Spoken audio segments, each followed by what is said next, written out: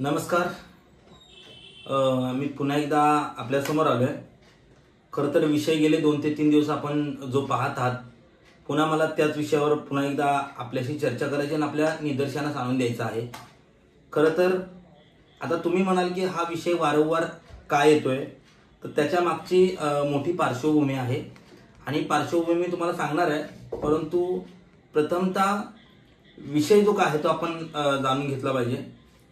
माझं नाव दिनेश हैरे आणि मी गेल्या 3 ते 4 दिवसापासून एका विषयाचा फॉलोअप घेतोय की वसई विरार महानगरपालिकेमध्ये जे निलंबित इंजिनियर होते, त्याचं नाव भीम टीमा रेड्डी आणि मिलिंद भास्कर शिरसाट, ह्या दोघा जणांना वसई विरार महानगरपालिकेने पुन्हा कामावर घेतलंय. आता तुम्हाला प्रश्न पडला असेल की यांना कामावर घेतलं तर काय झालं, परंतु यांना कशामध्ये निलंबित केलं गेलं होतं आणि यांना पुन्हा का घेतलंय, ह्या दोन्हींचा सारांश जो आहे तो आपल्यासमोर मांडणार आहे. भीम टीमा रेड्डी आणि मिलिंद भास्कर शिरसाट. मिलिंद शिरसाट हा प्रभाग समिती सी मध्ये इंजिनियर होता, अनधिकृत बांधकाम जी होतात त्यांच्यावर नियंत्रण ठेवण्यासाठी. आणि भीम टीमा रेड्डी हा पेल्लार विभागामध्ये एक इंजिनियर होता. ज्यावेळी पेल्लार विभागामध्ये एक भिंत पडली आणि त्याच्या खाली कामगार जे होते हे मृत्युमुखी पडले, त्यावेळी त्याच्यावरती कारवाई करण्यात आली होती. त्याच्यानंतर जो मिलिंद शिरसाट आहे हा प्रभाग समिती सी मध्ये काम करायला आल्यानंतर मिलिंद शिरसाटने ठिकठिकाणी बिल्डरांच्या कार्यालयात जाऊन पैसे वसुलीचा गोरखधंदा चालू केला. आणि हे केल्यानंतर मिलिंद शिरसाटने एका कार्यालयामध्ये गेला. एक बिल्डर आहेत आणि त्यांच्या कार्यालयामध्ये गेल्यानंतर आम्हाला फोन केला होता. आता कसं असतं की महानगरपालिके ज्या प्रभाग समिती असतात किंवा महानगरपालिकेच्या कर चुकून काही बिल्डर जे अनधिकृत बांधकाम करतात, त्या बांधकामावर काही पॉलिटिकल पक्षाची लोक किंवा ज्यांना जे चुकीचं वाटतं ते कारवाई करण्यासाठी महानगरपालिकेला पत्रव्यवहार करतात की ते अनधिकृत बांधकाम चालू आहे. किंवा एक सजग जागरूक नागरिक म्हणून हे पालिकेला अवगत करण्याचा प्रयत्न करतात. तसंच आम्ही त्यांना काम सांगितलं की अशा ठिकाणी बांधकाम चालू आहे. तर ते बांधकाम चालू आम्हीच विषय सांगितला होता दुसरा, परंतु त्या व्यक्तीने सदर संबंधित बिल्डरच्या कार्यालयामध्ये जाऊन बसून आम्हाला फोन केला आणि तो माझ्या समोर, म्हणजे तसा व्हिडिओ पण माझ्याकडे आहे. आणि त्या दिवसानंतर तिथून फोन केल्यानंतर तो बिल्डरच्या समोरून बसून स्पीकर ऑन करून आम्हाला सांगतोय की तुमची कोणत्या अनधिकृत बांधकामाविषयी तक्रार होती. तर आम्ही त्यांना म्हटलं की तुम्ही आलेला आहात कार्यालयामध्ये, आम्ही पाहिलंय, आम्हाला माहिती आहे, परंतु त्या ठिकाणी स्पीकर ऑन करून फोन करणं मला वाटतं हे चुकीचं होतं. आणि ते झाल्यानंतर मिलिंद शिरसाट आणि भीम रेड्डीचा या ठिकाणी काही संबंध नव्हता, फक्त संबंध होता मिलिंद शिरसाट. आणि त्यानंतर सदर तक्रारी मी महानगरपालिकेच्या अधिकाऱ्यांकडे केल्यानंतर त्यांना एक सांगण्यात आलं की अशा प्रकारचं हे चुकीचं आहे. त्यांचे व्हिडिओज काही व्हायरल झाले की कुठे गेले, काय गेले. कसं असतं की ज्या कार्यालयामध्ये जातात, ज्या अनधिकृत बांधकामाच्या ठिकाणी जातात, त्या ठिकाणी जात असताना पालिकेचा ऑर्डर घेऊन जावं लागतं किंवा अधिकाऱ्यांची परमिशन घेऊन जावं लागतं. पहिली गोष्ट, ज्या एखाद्या अनधिकृत बांधकाम करणाऱ्या बिल्डरला जेव्हा MRTPची नोटीस दिली जाते की आपण 7 दिवसाच्या आतमध्ये आपले कागद जमा करावे, तर त्या बिल्डरनी पालिकेत जाणं गरजेचं आहे. इंजिनियरनी बिल्डरच्या कार्यालयात जाणं योग्य नाहीये.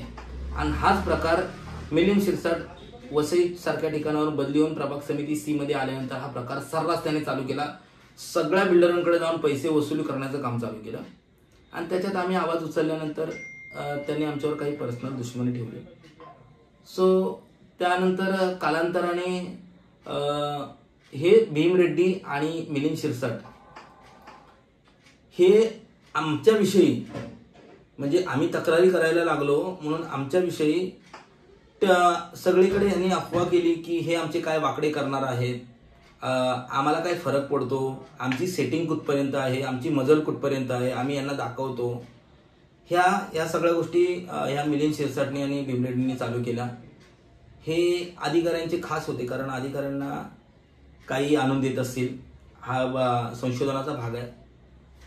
बरं, म्हणून अधिकाऱ्यांचे खास होते. आणि हे करत असताना एक दिवस हे वसई ठिकाणी असलेल्या पंकापास जो बार आहे त्या पंखाबाज बारमध्ये खाली कपल लोकांना घेऊन नाचणं किंवा एन्जॉय करण्यासाठी अनेक लोक जात असतात आणि त्या ठिकाणी हे गेले, परंतु हे जे काही पेल्हार विभागामध्ये किंवा प्रभाग समिती सी मध्ये पळसाचा पाडा आहे या ठिकाणी अवैध बांधकाम करणे, म्हणजेच काय की पेल्हारमध्ये तिकडे भीम रेड्डी होता आणि प्रभाग समिती सी मध्ये मिलिंद शिरसाट होता, त्यामुळे त्या बिल्डरांना एवढा मुकट वाट भेटली किंवा रस्ता भेटला की ह्या लोकांनी अनधिकृत बांधकामाचा मोठा धडाका लावला आणि ह्यांच्या मनमर्जीने सगळं कामकाज चालू झालं, सगळं जोरात. म्हणजे यांच्यावर नियंत्रण कोणाचं नव्हतं.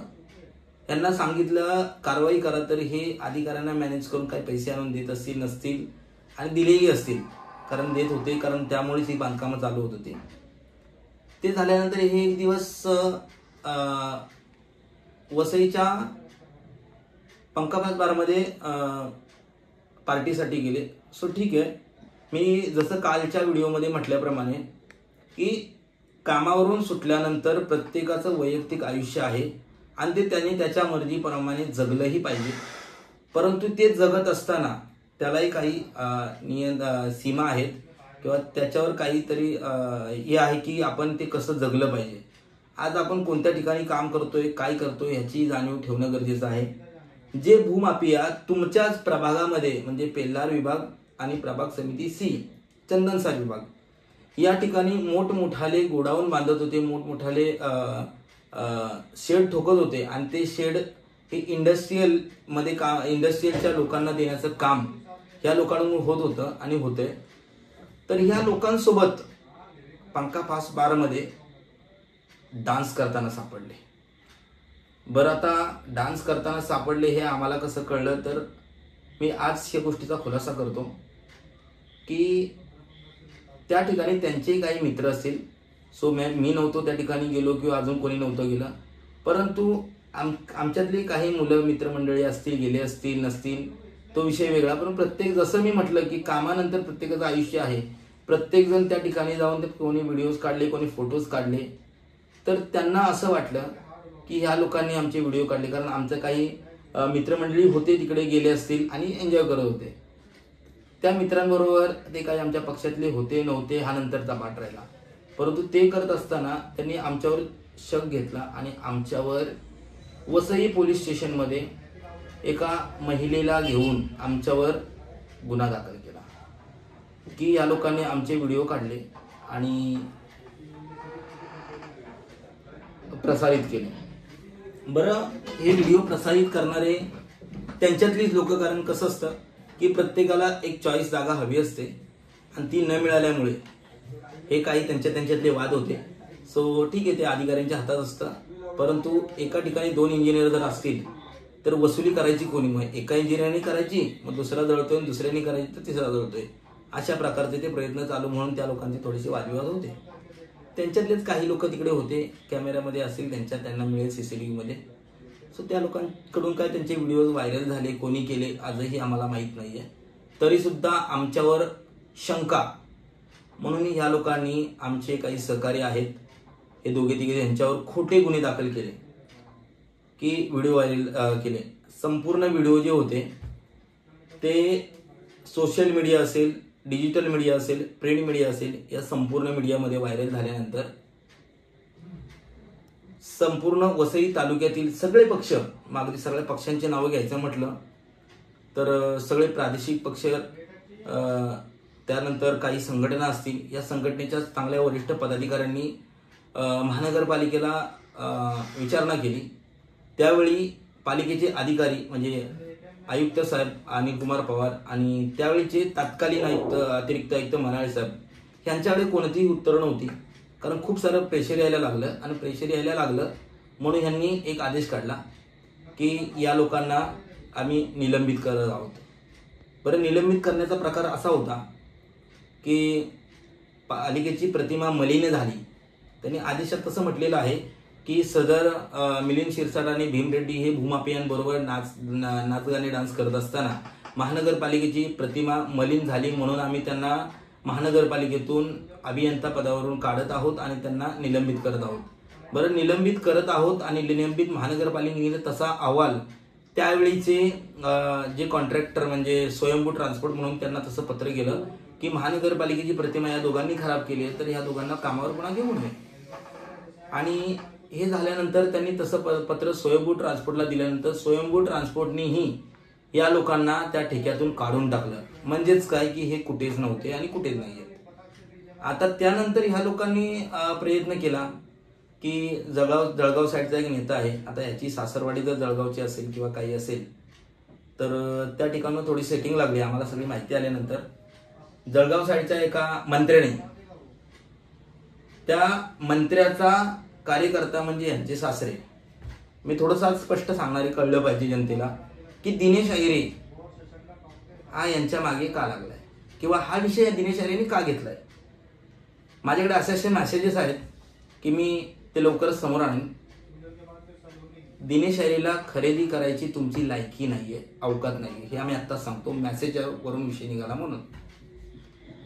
जळगावच्या एका मंत्र्याचा फोन आला पालघर जिल्ह्याच्या संपर्क प्रमुखाला, त्यावेळेचेही ते मंत्री होते. त्यांचा फोन अतिरिक्त आयुक्तांना गेला. अतिरिक्त आयुक्तांशी आम्ही चर्चा केली. आम्ही त्यावेळी पत्रव्यवहार केला की आता निलंबित केले तर परत घ्यायचं नाहीये. आणि आम्हीच नव्हे तर अनेक जणांनी पत्रव्यवहार केले, अगदी आंदोलनापर्यंत विषय गेले. त्यानंतर सन्माननीय श्री मनाळे साहेबांशी आमची चर्चा झाली, परंतु मनाळे साहेबांनी स्पष्ट सांगितलं की ह्या दोन माणसामुळे मी अख्ख्या जनतेला अंगावर घेऊ शकत नाही. मला ज्या अधिकाऱ्याचा फोन आला किंवा ज्या मंत्र्याचा फोन आला त्या मंत्र्यांना मी स्पष्ट सांगितले की साहेब, त्यांच्याविषयी जनता पूर्ण नाराज आहे, जनतेच्या रोषाला आम्हाला सामोरं जावं लागेल, त्याच्यामुळे साहेब माफ करा. किंवा त्यांनी त्यांच्या पद्धतीने काय सांगायचं ते सांगितलं. आणि ते झाल्यानंतर आयुक्तांनी एक बाईट दिली होती की सदर ह्या दोघांमुळे महानगरपालिकेची पूर्ण प्रतिमा खराब झाली, त्याच्यामुळे मी आदेश आम्ही त्यांचं पत्र काढून आम्ही त्यांना निलंबित करतोय. आणि त्यांनी निलंबित केलं. बरं, त्यावेळेच्या आमच्या अशा मागण्या होत्या की यांना पुन्हा कामावर रुजू करू नये. आणि कारण पालिकेची नव्हे तर वसई तालुक्याची इज्जत त्यांनी संपूर्ण टेलिव्हिजनवर अगदी संपूर्ण महाराष्ट्रात जगात त्यांनी घालवली. सगळ्या टेलिव्हिजन चॅनलला त्यांच्या नाचगान करण्याचे काही व्हिडिओज प्रत्येक चॅनलला, मी तुम्हाला प्रत्येक चॅनलची लिंक देईन आणि आपण पाहावं आणि पाहिलेही असेल. आता ते झाल्यानंतर जर महानगरपालिकेने स्वयंभू ट्रान्सपोर्टला सांगितलं, अधिकाऱ्यांनी आदेश काढला की त्यांना कामावर परत घेणार नाहीये, तुमच्या महानगरपालिकेची आपल्या तालुक्याची इज्जत रस्त्यावर ज्या लोकांनी आणली त्या लोकांना तुम्ही पुन्हा कामावर घेतलं. बरं, घेतलं हा पार्ट नंतरचा आहे. हे झाल्यानंतर ह्या लोकांना डाऊट काही लोकांवर आला, त्या ठिकाणी गेले होते त्यांच्यावर. त्याच्यामध्ये आमच्या लोकांची नावं म्हणजे आमची वैयक्तिक दुश्मनी काढली का तुम्ही? तिथे दिनेश अहिरे होता का? तिथे अजून दुसरी कोण लोक होती का? मग ती नसताना तुम्ही त्यांच्यावर खोटे गुन्हे दाखल केले पोलीस स्टेशनला जाऊन. तुम्ही कोणत्या अधिकाऱ्याला कोणाकोणाला किती पैसे दिले, काय काय मॅनेज केले हे सगळ्यांना माहिती आहे. तरी सुद्धा आम्ही त्या गोष्टीला सामोरे गेलो. आम्ही 8-8 तास त्या पोलीस स्टेशनमध्ये जाऊन बसलोय. 8-8 तास जाऊन आमच्याकडे जबाब मागितले. आम्ही ज्या ज्या गोष्टी होत्या त्या क्लिअर सांगितल्या, ज्या गोष्टी नव्हत्या त्याचा संबंध नाहीये. त्यांचे व्हिडिओ, त्यांच्या गोष्टी त्यांच्या मित्रांमध्ये मजाक मस्तीमध्ये त्या झाल्या. आणि त्यांना राजकीय पक्षाची लोक म्हणजे त्यांना हे भान नव्हतं की भविष्यामध्ये आपल्याला पुन्हा पालिकेत जायचं आहे. त्यांनी आमच्यावर खोटे गुन्हे दाखल केले. आम्हाला आता त्यांनी वारी करायला लावली. बट ठीक आहे, आम्ही सगळ्या गोष्टी घेतल्या, काही फरक पडला नाही आम्हाला. आमच्यावर गुन्हे दाखल झाल्यानंतर आमच्यातल्या एका व्यक्तीचा जामीन केला, आम्ही सगळ्या गोष्टी केल्या. बरं, महानगरपालिका सांगते आम्ही त्यांना घेणार नाही. आणि बरोबर 11 ते 12 महिन्यांनी म्हणजे आजचा मला वाटतं 14वा महिना 15वा महिना, त्यावेळीचा एप्रिल, तो आत्ताचा एप्रिल आणि आता जून, या 15व्या महिन्यानंतर पालघरला आपल्या जिल्ह्याचे पालकमंत्री सन्माननीय श्री नाईक साहेब यांचा जनता दरबार होता. आणि त्या दरबारामध्ये यांचं प्रपोजल म्हणजे यांचं पत्र जे होतं, हे पत्र त्यांना देण्यात आलं की आम्हाला पुन्हा त्या ठिकाणी कामाला घेण्यात यावं. पहिली गोष्ट, तुम्हाला कामाला का घेण्यात यावं याचं रिझन द्या. दुसरी गोष्ट, अधिकाऱ्यांना एखाद्या मंत्र्यांनी असे आदेश दिले की तुम्ही त्या कामाला घ्या, मग त्या मंत्र्याची शिफारस बॅगची त्यांनी पार्श्वभूमी किंवा त्याचं बॅकग्राऊंड पाहिलं का की त्यातला का कामावरून काढलाय.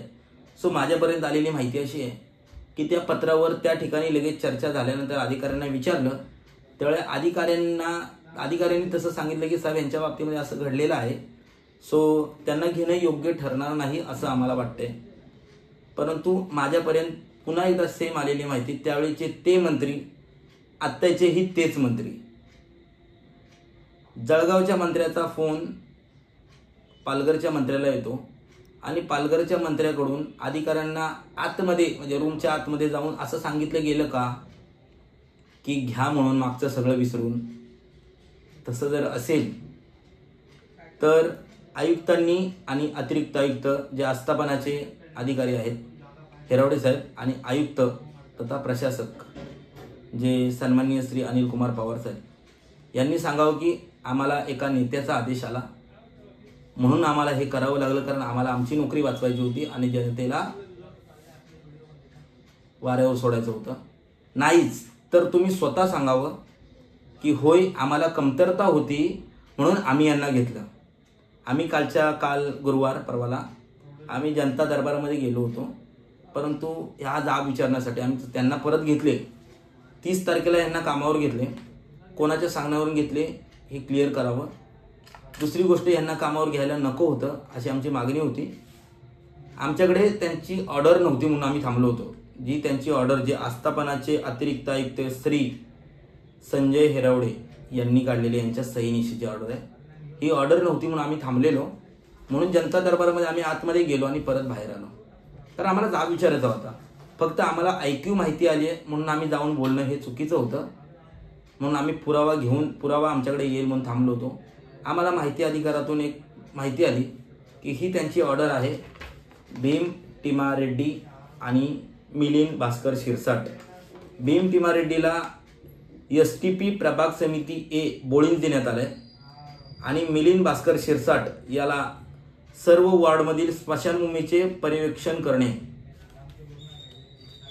श्री पवार साहेब आणि श्री हिरावडे साहेब, माझा तुम्हाला प्रश्न आहे की बारमध्ये नाचल्यानंतर महानगरपालिकेत नोकरी भेटते का हो? बरं, तुम्ही ह्यांना कामावर घेतले, कुठल्या मंत्र्यांनी तुम्हाला सांगितलं म्हणून तुम्ही घेतले का तुम्हाला कमतरता पडली तर नवीन मुलं नाही आहेत का की जे इंजिनियर झाले म्हणून तुम्हाला जुनेच हवे होते म्हणून तुम्ही घेतले? बरं, हा विषय श्री हिरावडे साहेबांना किती मला माहीत नाही आहे, कारण माहिती असेल नसेल तरी फरक पडतो काय? आपला कोणतरी नेता आपला शासनामध्ये महाराष्ट्र शासनामध्ये बसलेला मंत्री, शेवटी अधिकाऱ्यांचं मरण असं आहे की कोणाचा फोन आला की आपल्याला त्याचा आदेश फॉलो करावा लागतो. हे मंत्री 5 वर्षाचे असतात आणि 5 वर्षामध्ये 50 वर्षाची कामं काढून घेतात. तुमचे हात दगडाखाली होते हे मला माहिती आहे, परंतु ही ऑर्डर त्यांची आहे आणि ही ऑर्डर त्यांची असताना ही ऑर्डर कोणाच्या आदेशाने काढली एवढं कळवावं. मी हे संपूर्ण प्रकरण सांगितलं, त्याचं कारण आम्हाला नाहक त्रास झालेला आहे. मी तुम्हाला या व्हिडिओच्या माध्यमातून पत्र दिलेलं आहे. मी कालच्या गुरुवारी जनता दरबारात नाही आलो, परंतु येणाऱ्या गुरुवारी जनता दरबारात नक्कीच येणार. हा जाब तुम्हाला विचारणार आहे. कोणाच्या आदेशाने तुम्ही घेतलं हे आम्हाला कळवावं. जर तुम्हाला जर हे नको होते, हिरावडे साहेब हे तुमचा विषय नव्हता, आयुक्तांनी सांगितलेलं होतं. जर तुम्हाला हे नको होते, तुम्ही मीडियाला फक्त बाईट दिली, मग ही समाधानासाठी लोकांच्या दिली का फक्त जनतेने शांत बसावं म्हणून यांना तुर्तास काढलं होतं?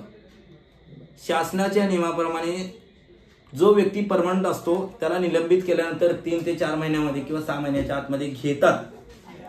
हे ठेका अभियंता होते, यांना काय असा नियम आहे का कुठला की 6 महिन्यामध्ये वर्षामध्ये घेतलं पाहिजे? किंवा ह्यांच्या वाचून तुमचं काम अडलं का? महाराष्ट्रातल्या सगळ्या इंजिनियर लोकांना माझं सांगणं आहे, तुम्हीही बारमध्ये नाचा. वसई विरार महानगरपालिकेमध्ये तुम्हाला नोकरी उपलब्ध आहे आणि हे सगळं कुठल्या तरी मंत्र्याला जावा भेटा. मंत्र्याला सांगायचं मी बारमध्ये नाचलो, मला पालिकेत जॉब पाहिजे, नक्की भेटणार. आणि त्याच सहकार्य तुम्हाला वसई विरार महानगरपालिकेमध्ये पाहिजे असेल तर श्री अनिल कुमार पवार आणि श्री संजय हिरावडे साहेब नक्कीच मदत करतील. साहेब, माझी विनंती आहे, आपण जर ह्या दोघांना जर निलंबित नाही केलं तर जे मी आंदोलन करेन आणि जो प्रकार घडेल, मी जे तुम्हाला साहेब पोट तिडकीन सांगतोय याचा तुम्ही विचार करा.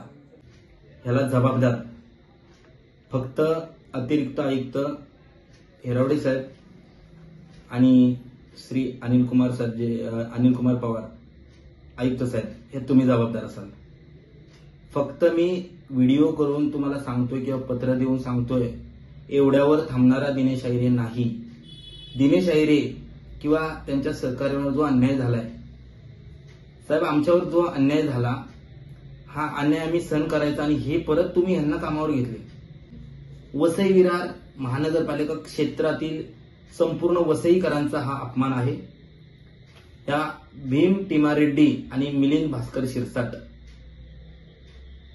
काही विषय जे आहेत हे न्यायप्रविष्ट आहेत आणि त्याच्यावर सन्माननीय न्यायालय जो निर्णय देईल तो नंतरचा पाठ आहे. परंतु तुम्ही चुकीच्या प्रकारे यांना कामावर घेतले. यांना आपण जसं आपण घेतले आपल्या सहीनिशी तसं यांना निलंबित करावं. अन्यथा या गुरुवारी आपल्या दरबारात आलो नाही, येणाऱ्या गुरुवारी दरबारात येईनच आणि दरबारात आल्यानंतर मी मानणं मांडेन नाही मांडेन हा पाठ नंतर आहे. परंतु येणाऱ्या शुक्रवारी जे आंदोलन करेन ह्या आंदोलनाचे जबाबदार फक्त आपणच असाल. जर अघटित घटना घडली, दिनेश अहिरेच्या जीवाचं बरं वाईट काय झालं, दिनेश अहिरे साहेब जीव उधार आहे त्याचा, त्याला फरक पडत नाही. मी हे तुम्हाला का सांगतोय, कारण त्या लोकांनी आमच्यावर अन्याय केलेला आहे. तुम्हाला ते किती चांगले वाटले किंवा तुम्ही कुठल्या नेत्याचा कुठल्या मंत्र्याचा आदेश पाळला मला त्याच्याशी लेणं देणं नाहीये. परंतु आपल्या हातात होतं तर आपण मागची पार्श्वभूमी पाहणं गरजेचं होतं आणि ते आपण केलेलं नाहीये. त्याच्यामुळे याचे जबाबदार फक्त आपणच असाल.